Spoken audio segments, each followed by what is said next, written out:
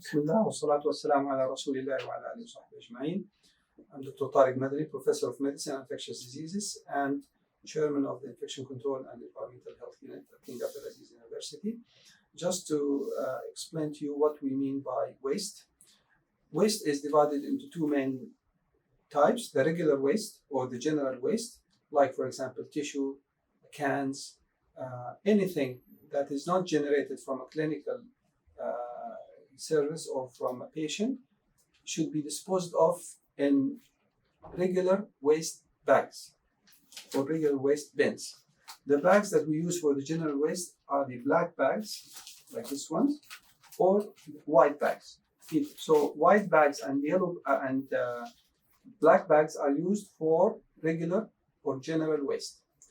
Whereas the waste generated from patients, like gloves that you have used during manipulation patient's fluids, dressing of the wound that is contaminated with the patient's pus, anything that comes from patients should be disposed of in a special bag called yellow bag.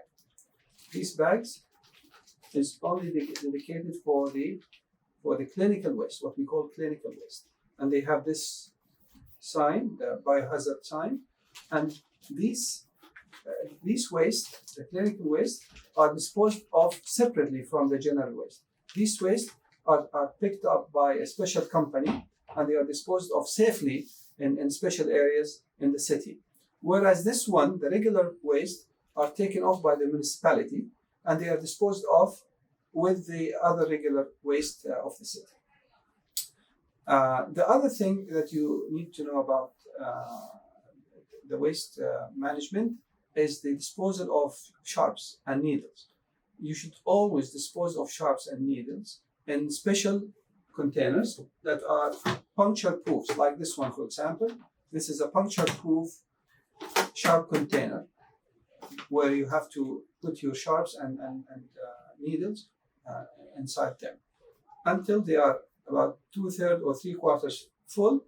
Then you should close it and get rid of it.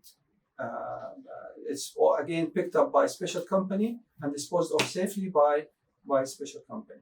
These sharp boxes can be free, like this one, portable. You can take them from one place to another, or they can be mounted on walls.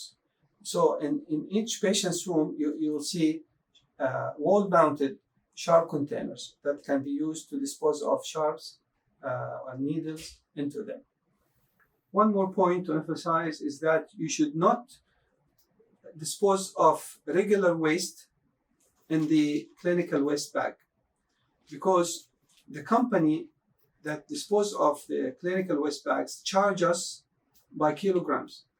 So if you dispose of your regular waste in the clinical waste, we will be paying more money to the company to dispose of regular waste, and this is really not needed at all. On the other hand, you should not dispose of clinical waste in the regular waste, because this will be unsafe. Because if, for example, you dispose of any dressing that has patient's secretions or patient's fluids or patient's stool or urine or blood in this container, this may expose the municipality cleaners or laborers who deal with the regular waste. This may expose them to the risk of getting infections.